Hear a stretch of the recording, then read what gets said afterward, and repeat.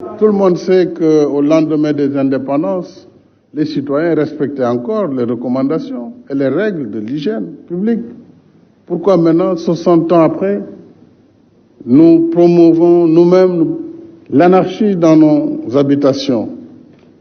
Et je compte sur les maires, en relation bien sûr avec les autorités administratives, d'engager ce combat qui est devenu un combat national. Et il nous faut rendre le Sénégal propre. C'est un impératif et ce n'est pas négociable.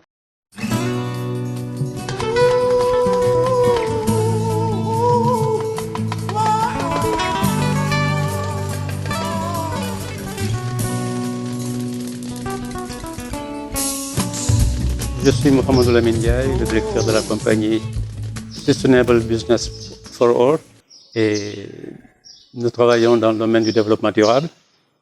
Et depuis quelques années, nous travaillons sur des systèmes de gestion des déchets en milieu urbain, dans des versions industrielles, dans des versions semi-industrielles, et aujourd'hui, nous sommes dans des versions domestiques. L'avantage de la version domestique, c'est que tous les déchets de la maison, biodégradables, peuvent être valorisés en énergie de cuisson. Ce que vous voyez derrière moi, c'est ce qu'on appelle le home biogas, c'est-à-dire le biogaz de maison, et qui se décline en plusieurs versions. Celle qui est juste derrière moi, c'est la version 2.0, qui permet d'avoir 2 heures de cuisson, 1 mètre cube de gaz par jour en moyenne. Avec cette version, nous pouvons assurer une bonne partie des besoins de cuisson de la maison. Nous pensons que par ces biais, beaucoup de déchets domestiques, ce qu'on appelle la fraction fermentescible, peut être valorisé en biogaz. L'avantage de cet outil, c'est qu'il peut être utilisé pour toutes sortes de déchets. Nous sommes en train de célébrer aujourd'hui la fête de Tabaski, qui est un peu la perpétuation du sacrifice du prophète Abraham. C'est l'occasion au Sénégal pour toutes les maisons musulmanes, en tout cas ceux qui le peuvent, de sacrifier un mouton.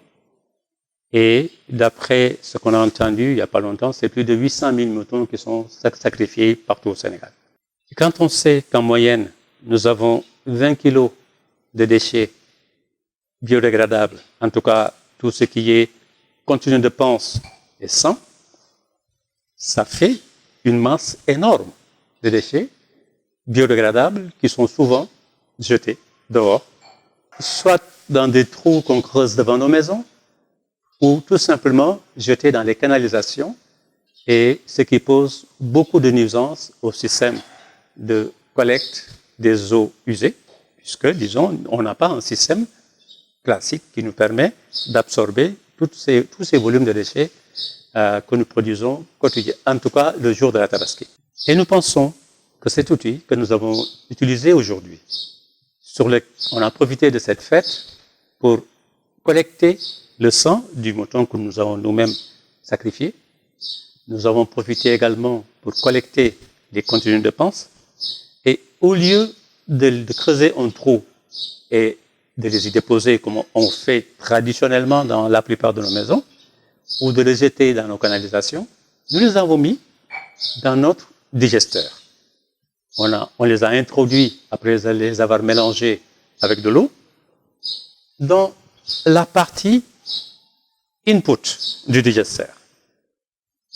On a pratiquement produit l'équivalent de 30 kilos en output de digesteur.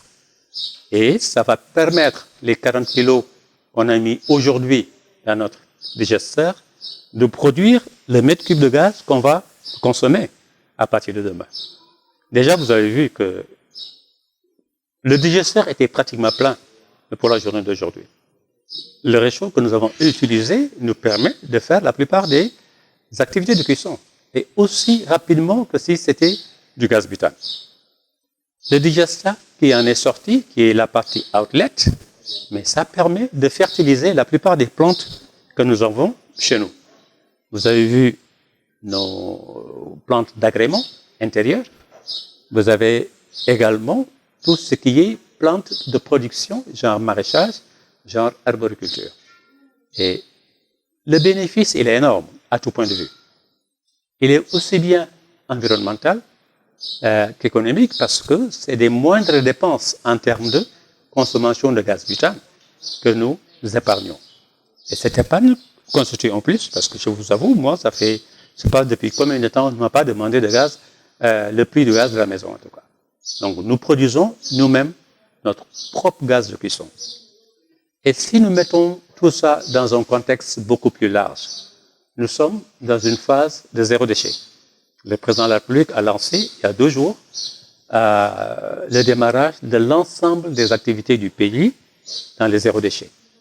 Et nous pensons que nous avons là un excellent outil pour éliminer, en tout cas réduire de façon drastique l'ensemble des déchets fermentescibles que nous sortons de nos maisons.